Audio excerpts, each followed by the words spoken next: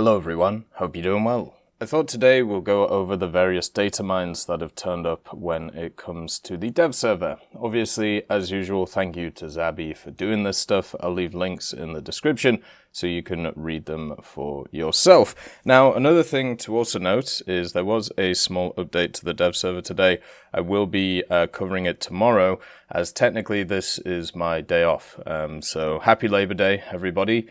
And it's been quite a long weekend, as you may have noticed on the channel. So I'm going to take some time just to R&R for a bit and get some nice food. So I apologize for the tardiness on it, but at the end of the day, got to enjoy myself at some point, you know. So anyway, let's get into the datamines and see what's going on. So the first set goes through all of the different vehicles that were added. We already covered them in the files videos and also various other videos.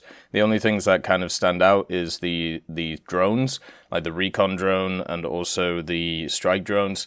They are actually 10.7 rank 7s, but all of the rest of the stuff is hidden for them. Obviously, they're not technically going to be in tech trees. They're going to be either modifications or just kind of like how the nuke is. So they're going to be a certain SP cost to be able to spawn in. But it is kind of interesting to see that that's how they're being labeled. It's obviously a way of kind of putting it around the place. There was also a bunch of changes to some ways that things are noted. So stuff like HUD text changes from fire rate to fire rate without a space, all guns to all guns, no caps, and a bunch of vehicles were renamed as well. So stuff like Magak 3 is now Magak 3 ERA. The AMX 50 is the TOA 100, and now the 2N Votur is now the late version. The B17BS is the S17BS. The AH64A is now the P10, which is obviously for the Israeli one. And also, they have they have renamed once again the Object 122 MT MC to the Object 122 MT, and then in quotation marks, MC. So they really can't stop screwing with that thing's name. As I've said before, it doesn't really matter what it's called, because technically it doesn't really have an official name, so they could call it whatever they want. They could call it Big Zoomy Zoomy Bang Bang, and it would be basically as useful. They also renamed some modifications, so the M49A has gone to the M49B, the GBU-12 is now the GBU-10, and the LAU-33 is now the LAU-35A, which is kind of interesting. They've also added, obviously, a bunch of new weapon text, engine text, and all of that stuff for all of the new vehicles that have come in. There's also some new explosive type text, which is kind of interesting. The RDX Aluminium and the RDX PETN. They've also added a new decoration, which is the assault rifle for Spain. This one is going to be part of the pre-order for the VRCC, so if you wanted, that's where you're going to find it. There was also a bunch of new World War Mode texts, so it looks like they're working on that again. We haven't had a new season in World War Mode in like 2 years, and that's basically because Season 3 was just terrible. It was absolutely horrific. Hopefully, if they do a new one, there is a lot of changes, and hopefully it will be a little bit more fun. I'm definitely, when it comes to the new season, when it comes out, going to focus on the fun side instead of the competitive side, because the competitive side, unfortunately, doesn't work well enough. So, there's also the new loading background I showed in the extras video on the Leopard 2A6. The South Asian server cluster is also now forbidden from World War Mode settings, so obviously people were abusing that since it's very low priority and low popularity as well. They've changed a bunch of vehicles required to open the next tier on different tech trees. This is because they're adding vehicles to those. That's pretty standard. They've changed some tier changes for certain vehicles. So the ZSU-37 is going from rank 4 to rank 3. The Crusader AA Mark 1 is going from rank 3 to 2. And also the ZTZ-69-2A is going from rank 6 to rank 5. They've also modified the BR of the ZTZ-69-2A from 8.3 to 8.0. But understand, this is not the ZTZ we actually have in the game. This is one of the vehicles that never actually got into the game. The ZTZ-69-2G is the premium one that we have, and it's now actually been changed into a pack premium for some reason. My guess is they're going to change that back. But the ZTZ-69-2A is a completely different vehicle which was available on the Chinese server, but it never came to this server. It's just sat in the files with a few other vehicles that haven't come as well, and it's just really odd that is the fact. Maybe it's going to finally come this update. It's been like 3 years, I think, or 4 years that it's been ready and raring to go. And this is one of the first times I've actually changed something about it. So this could easily be a vehicle that's going to be coming in. Also, for Naval, they've done a bunch of changes because they've bumped up the highest BR from 6.7 to 7.0. This means there's going to be a lot of decompression in other areas. So at 7.0 now, you have the Bayern, Scharnhorst, Kronstadt, Parizhskaya Kommuna, the Hood, Marlborough, Haruna, Hyuga, and Congo. So all of the vehicles which are obviously doing quite well. From 6.7 to 6.3, you have the Dreadnought, so obviously that's not doing too well. And for Naval 5.7, now the Liverpool will be there, Eugenio di Savoia, and the Raimundo Montecuccoli, but all of these are just RB only. Then for 5.3, you're going to have the Northampton, Kerch, Krasny Krim, Arethusa, the Hawkins, and the Trento. So if you want to spade these out, they're all at 5.0 right now. It might be worth doing them. And then for Naval, going up to 4.7, is the Mitcher and the Wilkinson. So both of those are going up. So a bit of BR decompression in general when it comes to the naval side of things, which is always quite nice. There was also some new images added, the China heli finish research and new modification research. This is for the Chinese helicopter tree, which is coming in. Both of the pictures look absolutely beautiful. I'll cover them in a video tomorrow. And then also they added some decorations that we talked about the other day, the quadcopter, the helmet, and the assault rifle as well. The other thing as well is they did a bunch of stat card changes, but stat card changes aren't really that useful. You know, they don't really mirror the performance of the vehicle in the game. Hopefully it'll just give a bit more information to people who kind of want it. They've done a ton of FX changes, which is something that you should have seen during the videos if you watched some of them, especially in the extras one. We had a beautiful turret pop off, and they look really nice. You know, the kills on the ships with the explosions, and also the tanks. I just want to hope, and I hope that this isn't going to affect frame rates a lot. So far on the dev server, it wasn't too bad. I'm actually having a bit more of an unstable time on the standard server right now, which is kind of weird, but yeah, we'll have to see how it goes. One of the biggest and most controversial changes that is coming in is the hitting wheels and optics is no longer considered serious enough for assists. I disagree with this massively. If they're not going to modify how the SL and RP works, so you know you get more for kills, then this is just a straight nerf for research. It also means that certain dailies and specials are harder to do, so I really disagree with this. I don't think this should be the case. I feel like unless, as I said, they modify everything else, then this is just going to be a straight negative for the player base, and this is bad. You know, it should always be a trade-off with these things. It shouldn't just be a straight taking away. It should be a modify and then change something else to help along with it. They've also changed a few other things, adding certain sounds, the MQ1 engine and the R195 engine. This is the drone stuff. They sound quite funny. There's like this catapult noise that the recon drone uses. It sounds like a little catapult firing it off, and then it has a little propeller sound that goes along with it, which is kind of interesting. The new explosive types, the RDX Aluminium, this is 1.28 TNT equivalent. The RDX PETN is 1.3, and the H761 is now 1.6 TNT equivalent, which is kind of interesting. They've also changed some explosive types. The Comp SR379 is going from 1 TNT equivalent to 0.002, which feels like a hell of a change. The FP02 and MP10 is going from 1 to 1.28 though, so should do a little bit more damage. And all aircraft fuel tanks now have a 50% chance to explode when highly damaged. So you are just going to pop if you don't have the fire extinguisher set up. So they're adding in the fire extinguisher modification for a lot of vehicles, and then also at the same time making it so fuel explosions are way more deadly to your vehicle. So if you don't have the fuel tank stuff, and you do get set on fire, you are going to pop like a Christmas tree. So, or 50% of the time, you're going to pop like a Christmas tree. So you got to be a bit careful about that stuff. And also, inner wings can now be damaged and destroyed in most aircraft. This was kind of there beforehand, if I remember. It was very annoying if your inner wing got damaged, because then it basically meant that your vehicle really couldn't fly. There was in jets, it didn't matter too much, but in props, if your inner wing got damaged in a certain period of time, like 2 or 3 years ago, you just couldn't move. It was very, very annoying.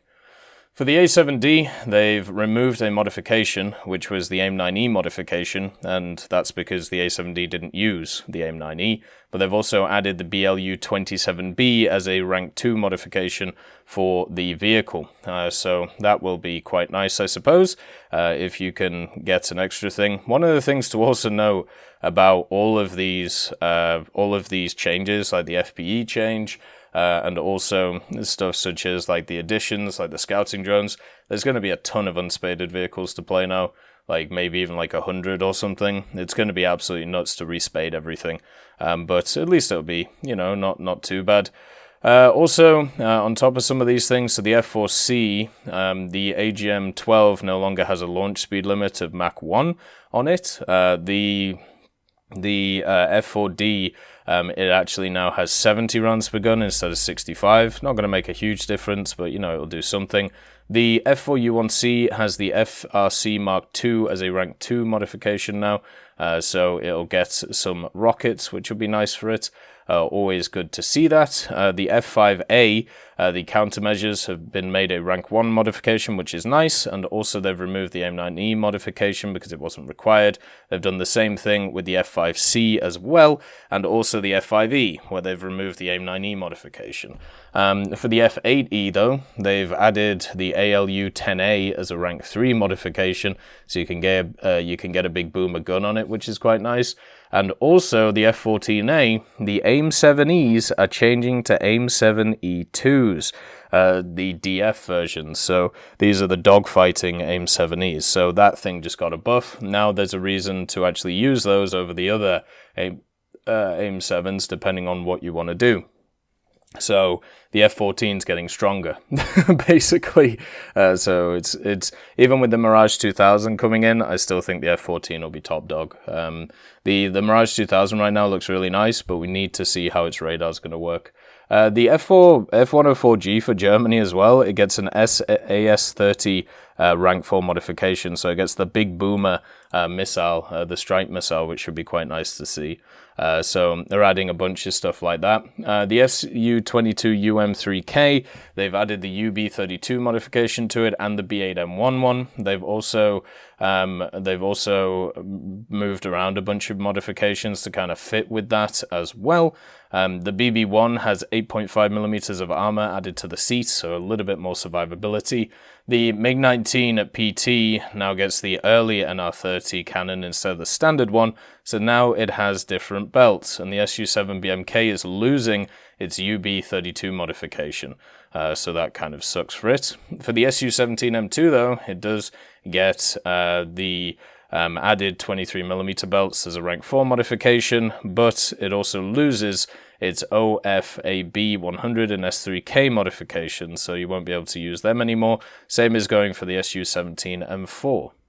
They're also doing the same thing to the Su-22M3, so they're removing the S3K and OFAB 100 modifications, so you won't be able to have them, or maybe they'll come stock. It might be doing that, which is probably something interesting. The Buccaneer S2, the countermeasures for it have been changed to large ones, so they should be a little bit more useful. The Jaguar GR1, it has a chaff modification now as a rank 4. Now, understand, on the dev server right now, if you try and install the chaff, it crashes your dev server, so it might be worth not doing that.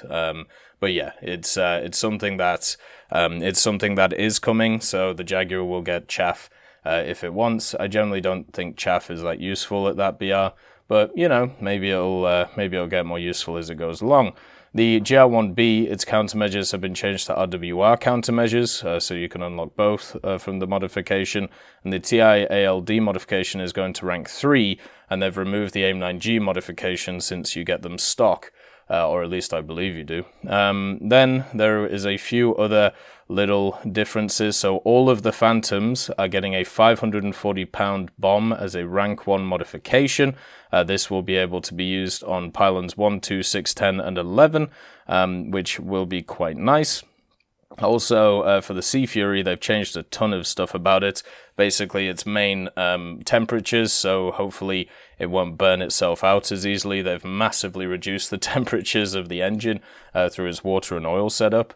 They've also massively reduced its empty weight, and its max fuel capacity has actually gone up in weight since they've added 3 more fuel tanks to it. So this thing should be a little bit lighter overall, and also a little bit cooler, so a little bit easier to use. They changed a bunch of limits to some turrets on a bunch of different British bombers, and also the ammo on their guns, so it looks like they're trying to make them a bit more realistic, which is quite nice. And one thing that may be a bit of a worry, so the A6s, the A6M3s, A6M5s, they've actually reduced their wing rip speed from 703 to 660, so you're going to have to be a little bit more careful on that. They also added a cockpit to the E-13A1, which is one of the float planes, which is on the Japanese ships in-game. I tried to look at it, but unfortunately it wasn't available, so I'll see if I can find it in general. And then also, once again, they've just done a ton of different changes to vehicles. The Ki 43-3 Otsu is just getting a massive amount of changes on it, which is insane to see. And a lot of the Japanese vehicles are getting a ton of changes, whether it comes to their weights or whether it comes to how they act with their guns or general flight characteristics. So a lot of them are going to slightly change, so we'll have to see how that goes. The F5A, the Chinese one, has now got the ALU-10A as a rank 3 modification, and the AGM-12B is going from a rank 3 to a 4 modification. Same with the countermeasures, so it's going to rank 1, so it'll be easier to grind through, which is nice. The G91YS is losing all of its CCIPs, but they did add the ALU-10A as a rank 3 modification for the vehicle. Looks like they're bringing that in for a lot of stuff, which is quite nice. The ALU-10 is the Zunis, I believe. So it's the rockets. So that will give a little bit more use for people. The Eton Dard is getting a big change. They've actually added its radar. So it's getting the DRAA-3D radar. So that should be a little bit useful for it. It doesn't have any semi-actives or anything, so it will just be a general way to track people. They've also changed one of the loadouts on it, so it's getting 2 AS-20s instead of the AA-20s, so it's going to be more of a ground attacker. But it already had some pretty big missiles anyway, so I don't think that'll really change it at all. The Mirage 3C is also changing. They've removed the Matra LRF1 modification since it was redundant. They've also removed the R530 modification on it as well. But basically, the way that it works is now both the R530 and 530E are unlocked using the 530E modification, which seems really odd, but then it kind of makes sense because they have also added the R511 as a rank 1 modification. This is the same missile which is on the new Vautour for the French, so we'll have to see how it goes.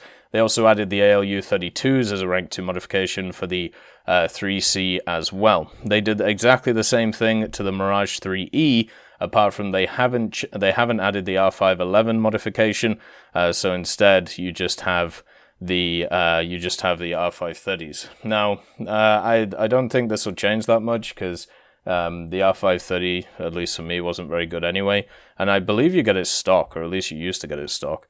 The radar's too temperamental on the Mirage 3s to actually make it useful, so it's kind of as simple as that. The 5F gets 2 modifications for the ALU-32 at rank 1 and the Matra JL-136 at rank 3, and they've also added an NVD and sight thermal as a tier 4 modification to the Mirage F1CT. So that will improve its ground pounding capabilities. They've removed the countermeasures modification from the AJ-37, which sucks for it. I'm guessing this is historical. It sucks if that is the case. Then also, they've removed a bunch of redundant modifications from the Israeli vehicles. Basically, they are trying to clean up a lot of the vehicles since they've given them like stock missiles. And with the stock missiles, it basically means that they don't need the modifications which are attached to those missiles, which, you know, makes sense. They've also modified a bunch of helicopter stuff as well. They've added a bunch of modifications for gun pods to Soviet vehicles, such as, they haven't added them, but they're moving them in tier from rank 3 to 2, and then they're moving the modification for the guns from rank 2 to 3, so they're just swapping them basically. The Mi-28NM is losing its L372 MLWS, so that's a little bit of a nerf to it, but not a huge one. It'll still be very powerful.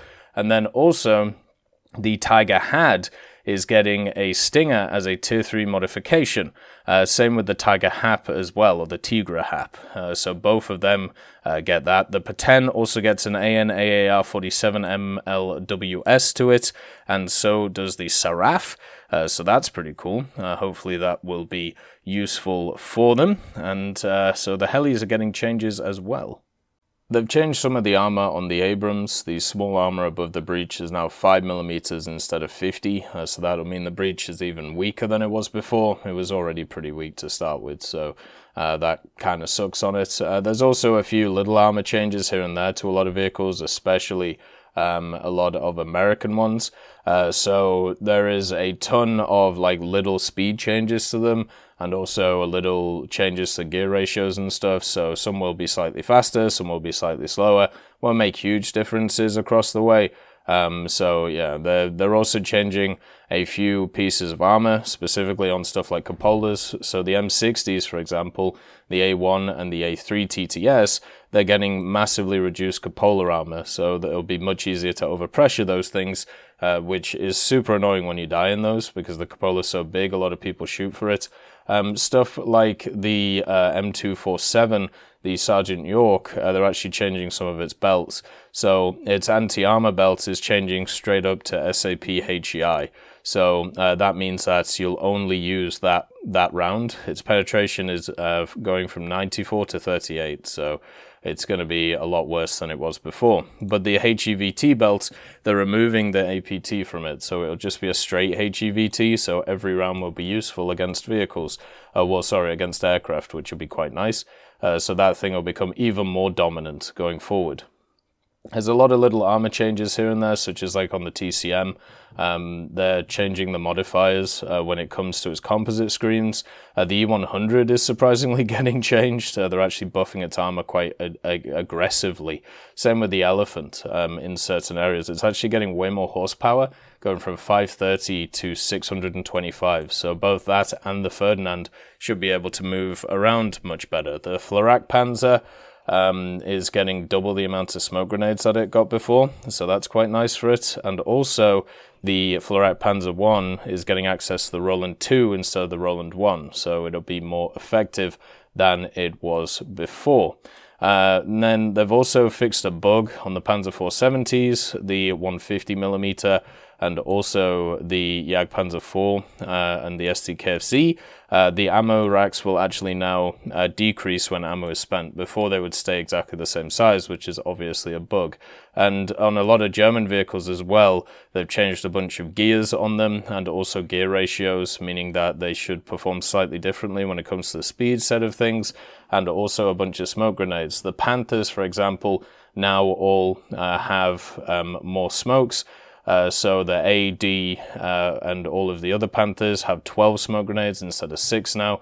So they're going to be way more survivable, because you'll have more salvos, or you'll at least be able to cover stuff a bit more. Same with the lower tier German stuff as well, which is also getting way more grenades which are around the place. So ton of different changes in that regard. This update is huge, by the way. Like they are changing a ton of stuff in it when it comes to the characteristics of vehicles.